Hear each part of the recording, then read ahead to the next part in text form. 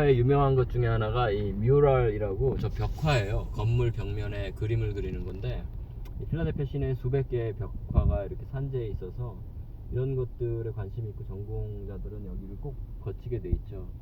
근데 시내에도 아마 지나다 보면 그쪽에도 있고 그런 벽화들이 좀 보일 거예요. 이 벽화는 그래피티랑은 달라요. 여기 벽에 낙서하는 거 그래피티 아시죠? 이렇게 스프레이 같은 걸로 낙서하는 거. 그거랑은 다르고 이건 규모가 훨씬 크고 좀 더 아티스틱한 그런 게 있죠. 그래피티는 뭐 주로 이렇게 어떤 구호라든가 이런 거를 막 이렇게 낙서를 해놓잖아요, 벽에다가. 여기서 웨스트 체스터 유니버시티하고 뭐 저기 아마 플래그 두 개 양쪽에 있었는데 무슨 말인가? 그거는 이제 웨스트체스터 유니버시티, 그 마가선 교사가 일하는 데잖아요. 네, 거기 교수로 있는데 그 웨스트체스터가 저쪽에 다른 도시거든요, 필라델피아 서쪽에. 근데 여기 다운타운에도 작은 이렇게 분점 같은 걸 내놓는 거죠. 그래야지 이제 여기 있는 수요를 또 충족할 수 있으니까. 경영학과 같은 거, MBA 프로그램 같은 거 있잖아요. 그런 걸 거기까지 오는 게 아니라 여기 로컬하게도 만들어 놔야지 여기서 이제 클래스도 할 수 있고 하니까 살아남으려고 하는 거죠, 대학들. 예, 여기가 이제 미국이 탄생한 바로 그 현장이라고 볼 수 있죠. 여기가 필라델피아에 있는 올드 시티 히스토릭 디스트릭트고요. 저 앞에 이제 좀 고풍스러운 수백 년 된 건물들이 인디펜던스 홀이라고, 저 건물 안에서 바로 벤저민 프랭클린을 위시한 이 13개 식민지주, 당시 영국 식민지였으니까 13개 식민주, 지금 오른쪽에 보이는 저 건물입니다. 그 주의 대표들이 모여서 우리가 영국으로부터 독립을 하자라고 결정을 내리고 사인을 하고 선언을 하게 되죠. 이게 조지 워싱턴 동상이고요. 그래서 그 선언 이후에 이제 당연히 영국이 이제 들고 일어나는 거죠. 자기들의 식민지 사람들이 독립을 하겠다 그러니까 전쟁이 난 거죠.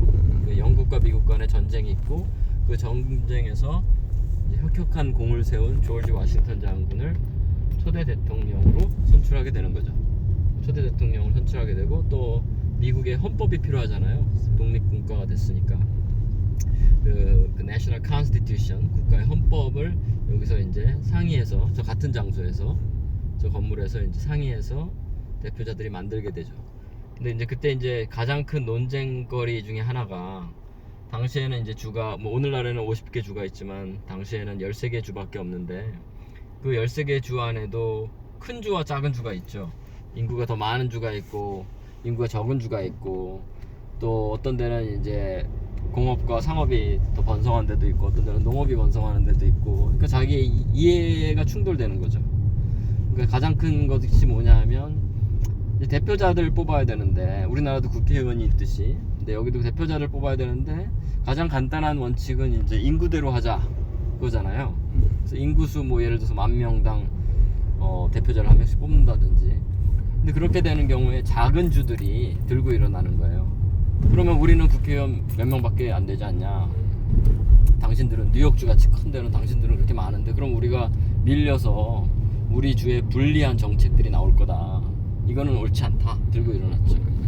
그렇게 오랫동안 논쟁을 한 후에 생각해낸 묘안이 이제 상원과 하원으로, 영국에도 당시에 있었지만 좀 다른 방식의 상원과 하원으로 나누어서, 하원은 인구를 대표하게 하고, 그래서 인구수에 비례해서 국회의원 수를 갖게 하고, 상원은 각 주당 사이즈와 상관없이 동일하게 2명씩. 그래서 상원은 그렇게 하자. 그리고 임기도 다르게, 그 하원은 2년제로 하고 상원은 6년제로 하고, 상원이 좀 더 프레스티저스하죠, 그죠?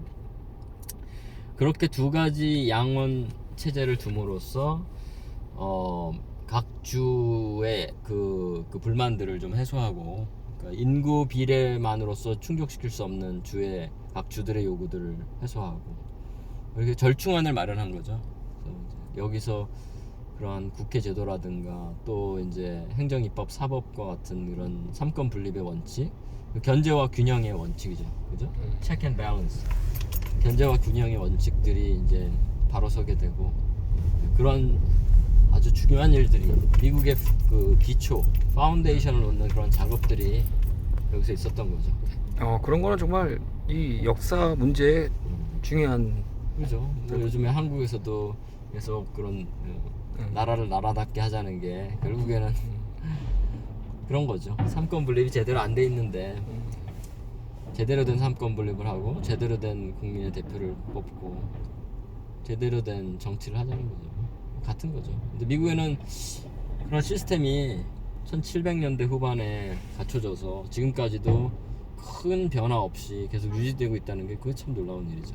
오, 1700년대. 네, 그런 그때 당시에 양당 체제 이런 것들이 민주당, 공화당 그런 것들이 지금까지 유지되고 있으니까 그건 참 놀라운 일이죠. 어떻게 보면은 여기에서 생각해 볼 게 뭔가 토론 문화 그리고 뭔가 절충안 그러니까 이제 이해관계가 중요하지만 그래도 전체를 끌고 가는 리더십 여러 가지도 있겠네요. 생각해 볼 게. 예. 그 초기에 미국이 시작될 때 정말 미국이 축복받은 것 중에 하나가 아주 좋은 리더들이 있었던 것 같아요. 사람들이 서로 자기의 이해관계 때문에 그냥 이게 파토날 수도 있는 상황이었는데 그렇지 않고 끊임없이 토론하고 끊임없이 해결책을 찾는 그런 노력 가운데 이제 결국에는 해결책을 찾아냈던 거죠. 여러 가지 방면에서. 그래서 미국이 The United States of America, 그러니까 연합중국, 그러니까 연합된 하나의 공동체로. 원래는 사실 주들이 각각의 나라와 똑같았거든요. 주별로 모든 것이 다 세금도 다 따로따로 주별로 모든 것이 다 따로따로 있었는데 그게 연합된 나라로서 그리고 이제 시간이 감에 따라 또 이제 주의 권한은 무엇이고 연방 정부의 권한은 무엇인가 그런 것들에 대한 지속적인 토의와 논의를 거쳐서 오늘날의 미국이 된 거죠. 요즘에 이제 영국 같은 데는 이제 브렉시트 같은 것을 거치면서 다시 영국이 분리될 위험에 있잖아요. 영국이라는 나라가 역사는 깊지만 갈등도 깊거든요. 그만큼. 그러니까 스코틀랜드라든가 뭐 웨일스, 뭐 아일랜드 이런 그 각 부분들이 다 갈등의 역사를 갖고 있잖아요. 그래서 쪼개지기 쉬운 그런 위험성이 있는 거죠, 사실은. 근데 미국은 좀 다르죠. 미국은 이민의 나라고 여기에 와서 처음에 주들은 각각의 나라 같은 거로서 시작을 했지만 지금은 연합된 하나의 국가를 형성하고 이 가운데 서로 어떤 갈등이라든가 이런 것보다는 하나로서 거대한 나라가 됐다는 거에 대한 굉장한 자긍심이 있고 그래서 제가 볼 때 지금까지 미국은 그런 어떤 따로 나눠져서 독립된 나라를 만들자라든가 그런 움직임은 거의 전무하다고 봐야 되죠.